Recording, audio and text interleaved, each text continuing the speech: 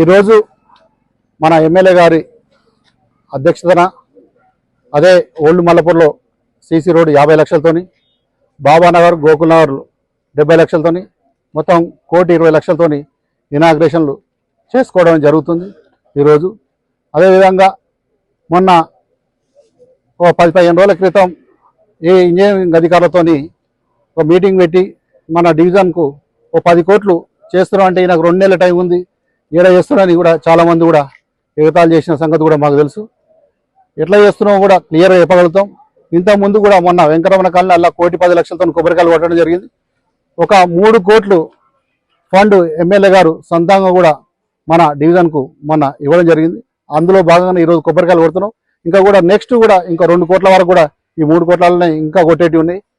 అదేవిధంగా మన 4 కోట్ల ఫండ్ కూడా మన ఈరోజు మంత్రి గారు శ్రీధర్ బాబు గారి మా ఎమ్మెల్యే గారు రిక్వెస్ట్ చేస్తే శ్రీధర్ బాబు గారు ఇచ్చిన లెటర్ మీద 4 కోట్ల ఫండ్ కూడా ఈరోజు మనకు శాంక్షన్లో ఉన్నది. అది కూడా త్వరలోనే మనం 4 కోట్లు కూడా కొబ్బరికాయలు కొట్టుకోబోతున్నాం. దానికి కూడా మళ్ళీ ఈ బాబా నగరు, గోకుల్ నగరు, అదేవిధంగా మన సూర్యనగర్ కాలనీ, గోకుల్ నగరు, మళ్ళీ అదే అన్నపూర్ణ కాలనీ, అక్కడ బాబా నగర్, ఇక్కడ అశోక్ నగర్, నెహ్రూ నగర్, ఇలాంటి కాలనీలకు, బ్రహ్మపురి కాలనీ, ఇలాంటి కాలనీలలో కూడా గ్రీన్ హిల్స్ కాలనీ, ఇలాంటి కాలనీలలో మనం నెక్స్ట్ 4 కోట్లతో కూడా పెట్టుకోవడం జరిగింది. అదేవిధంగా మొన్న ఎస్ఎన్డిపి కింద అన్నగారు ఫోన్ చేస్తే పోయి కమిషన్ కలవడం జరిగింది.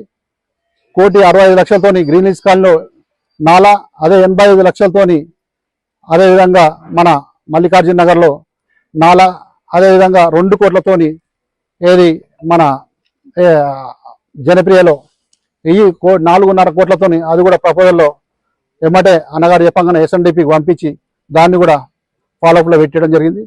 మాకు కూడా మొన్న మీ అందరు కూడా తెలుసు, మీ అందరూ చూసి 2 కోట్లు మాకు పర్సనల్ కూడా ఫండ్ చేయడం జరిగింది.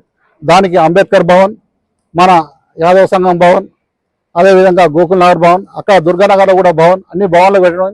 అదేవిధంగా నెహ్రూ నగర్, అశోక్ నగర్లో కూడా భవన్లన్నీ రిపేర్ కూడా 8 లక్షలు, ఇట్లా మొత్తం మీద 80 లక్షలు. ఓల్డ్ మల్లపూర్కు డ్రైనేజీకి 20 లక్షలు, ఇట్లా దాన్ని కూడా పెట్టడం జరిగింది. ఏదున్నా కానీ గతంలో ఎన్నడూ లేని విధంగా ఈ 10 సంవత్సరాల్లో దాదాపుగా 200 కోట్ల వరకు కూడా మనం ఈ మల్లపూర్ డివిజన్లో అభివృద్ధి చేయడం జరిగింది. గతంలో మల్లపూర్ ఏ విధంగా ఉండే, ఈరోజు ఏ విధంగా ఉండే అనేది ప్రజలందరూ కూడా తెలుసు. ఎవరు ఏం మాటలు చెప్పినా కానీ ప్రజలు నమ్మనికి సిద్ధంగా లేరు. ప్రజలందరూ కూడా గమనిస్తారు. మల్లపూర్ ప్రజలను నేను అప్రిషియేషన్ చేసేది ఏంటంటే చాలా తెలివికలవాళ్ళు. నా వెనకంగా ఉండి రెండోసారి నా ఎలక్షన్లలో నా వెనకంగా ఉన్న వాళ్ళు కూడా చెప్పినా కానీ ఖండించి కూడా ఈయన అలాంటివాడుగా చాలా మంచివాడని చాలా వరకు కూడా నన్ను నా వెంట ఉండి నన్ను 2వ సారి గెలిపించారు. ప్రజల నమ్మకాన్ని వమ్ము చేయకుండా ఈ రోజు వరకు కూడా భారీ ఎత్తున కూడా లాస్ట్ డే వరకు కూడా 10 సంవత్సరాల వరకు నేను వచ్చేసారి నిలవద్దని అనుకుంటున్నాం. అలాంటప్పుడు లాస్ట్ డే వరకు కూడా ఈ ఫోర్స్ పెట్టి పని చేయాలనుకుంటున్నాం. అదే ఫోర్స్గా నేను పనిచేస్తా. గతంలో పార్క్ ఎట్లుంటే శ్మశాన వాటిక కాన్స్టిట్యున్సీ మొత్తం కూడా మన కాన్స్టిట్యున్సీ కూడా బయట కాన్స్టిట్యున్సీ నుంచి కూడా ఈ రోజు తీసుకొచ్చి అక్కడ కార్యక్రమాలు చేయడం జరుగుతుంది.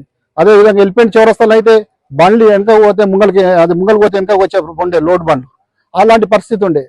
గతంలో ఎలా ఉండే ఇప్పుడు ఎలా అయింది. భవన్ నగర్ అయితే ఆడ కాకులు, అదే అంబేద్కర్ బొమ్మగాడ కూడా పందులు, కాకులు, కొంగలు, ఇలాంటి పరిస్థితి తీసుకొచ్చి ఈ నుంచి ఈ రోజు వరకు ఎక్కడ కూడా ఒక పంది కూడా మల్లపూర్లో తిరిగే పరిస్థితి ఉందంటే మొత్తం బాక్స్ రైన్లు కానీ, అండర్ గ్రౌండ్ డ్రైనేజ్ కానీ, వాటర్ కానీ, ఇప్పుడు నెహ్రూ నగర్ మొత్తం టోటల్గా నేను వచ్చిన తర్వాత వాటర్ లైన్ కూడా పెద్ద ఎత్తున మన డివిజన్కు 26 కిలోమీటర్ల వరకు కూడా మనం వాటర్ లైన్లు వేసుకోవడం జరిగింది. పెద్ద లైన్లు, చిన్న లైన్లు కలుపుకొని మళ్ళీ 85 లక్షలతో కూడా కెపాసిటీతో కూడా మనం ట్యాంకులు కూడా, పెద్ద ట్యాంకులు కూడా కట్టుకోవడం జరిగింది.